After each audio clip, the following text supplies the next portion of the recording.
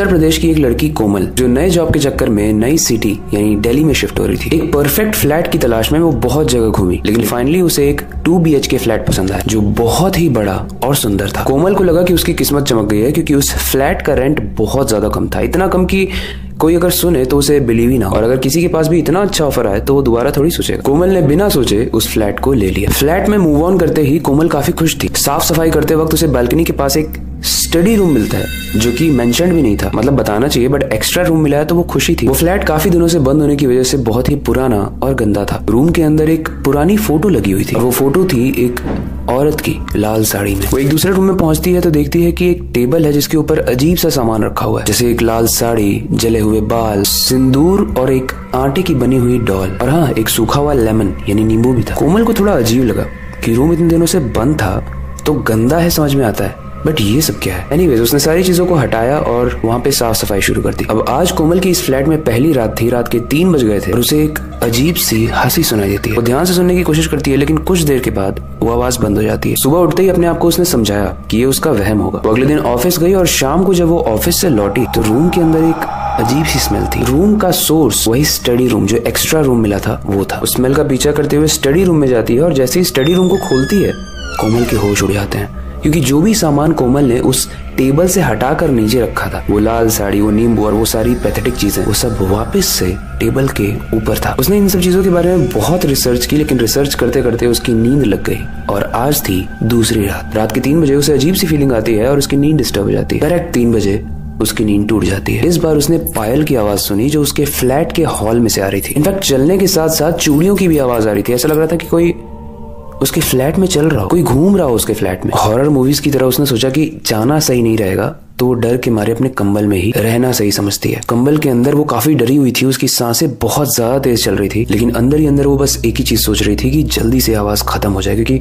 वहां जाने की हिम्मत तो मेरी बिल्कुल भी नहीं है। और उसने ये सोच लिया था कि अब सुबह उठते ही मैं सब लोगों को बता दूंगी कि मेरे साथ हो क्या रहा है, ताकि मुझे सोल्यूशन मिले। सुबह उठते ही कोमल ने अपनी दोस्त को फोन किया। उसकी दोस्त आए भी और इनफैक्ट चिकन लेते हुए आई, ताकि बात करते हुए उन्हें खाना बनाने की जरूरत ना पड़े। सारी बातें अपनी दोस्त को बताने के बाद कोमल को बहुत अच्छा फील हो रहा था। उसे लग रहा था कि ये सब मेरा वहम ही है, क्योंकि उसकी दोस्त भी वही कह रही थी। कोमल की दोस्त के जाते वक्त कोमल बहुत खुश थी। उसे ऐसा लग रहा था कि आज की रात हमेशा की तरह तो नहीं गुजरेगी, हॉरिफिक तो बिल्कुल नहीं होगी। अब मैं क्लियर हूँ कि ये सब सच नहीं था, ये बस मैं थक गई थी इस वजह से हो रहा था। लेकिन उसे क्या पता था कि आज की रात और ज्यादा भयानक होने वाली है।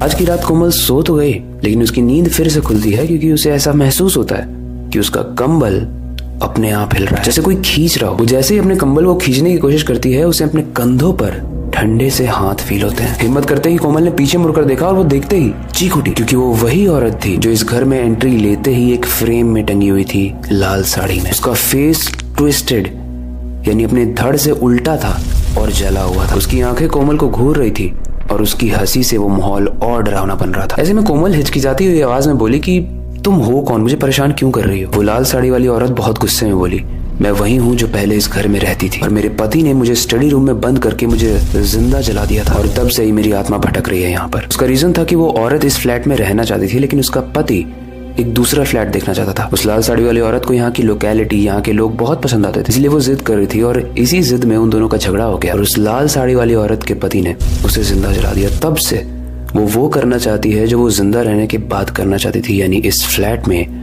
हमेशा रहना चाहती है और नहीं चाहती कि कोई भी इस फ्लैट में आए। कोमल ने बोला, मैं तुम्हारी इस चीज की रिस्पेक्ट करती हूँ और मैं यहाँ से चली जाऊंगी, प्लीज मुझे जिंदा छोड़ दो। वो औरत उसे जिंदा जाने देती है, लेकिन एक ही शर्त पे कि वो इस बात को यहाँ के आसपास के लोगों को बता दे कि यहाँ पर कोई भी नहीं रहना चाहिए, वरना उसका वही होगा जो उस लाल साड़ी वाली औरत के साथ हुआ था, यानी वो जिंदा जला देगी सबको और उनकी खोपड़ी को ट्विस्ट कर देगी। इस शर्त को मानकर कोमल अपना बोरिया बिस्तर बांध कर वहां से बाहर निकल जाती है और वहां आसपास के लोगों को बताती है, अपनी कार में बैठती है और चली जाती है। और माना जाता है कि उस वक्त के बाद से उस घर में कोई भी नहीं आया और आएगा भी क्यों। किसी को अपनी खोपड़ी को उल्टा ट्विस्ट और अपने आप को जलवाना थोड़ी है। ये कहानी तो ऐसी थी जिसमें भूत ने खुद अपनी रिक्वायरमेंट बता दी थी, बट कई सारी कहानियां ऐसी भी होती हैं जहां पर भूत कहता नहीं है, देयर इज नो वार्निंग, वो सीधे मार देता है। इसीलिए हमें हॉन्टेड जगहों से बहुत ज्यादा दूर रहना चाहिए, हीरो नहीं बनना चाहिए। वैसे कहानी आपको कैसे लगी, इससे रिलेटेड कोई भी फीडबैक हो आप कमेंट सेक्शन में बता सकते हो। कोई बहुत ही इंटरेस्टिंग स्टोरी का टॉपिक है आपके पास, इंडिया से या बाहर से कहीं से भी, उसका टॉपिक नेम आप मेंशन करना, हम उस पर रिसर्च कर एक न्यू स्क्रिप्ट बनाएंगे और आपके लिए वीडियो लाएंगे। बाकी वक्त आ चुका है इस वीडियो को एंड करने का और नई स्टोरी पर काम करने का, लेकिन जाने से पहले मैं बस एक ही चीज कहना चाहूंगा, अपनी क्यूरियोसिटी को डाई मत होने देना, नई चीजें सीखते रहना, अपने बेड के नीचे और खिड़की के बाहर जरूर देख लेना। मिलते हैं अगली वीडियो में।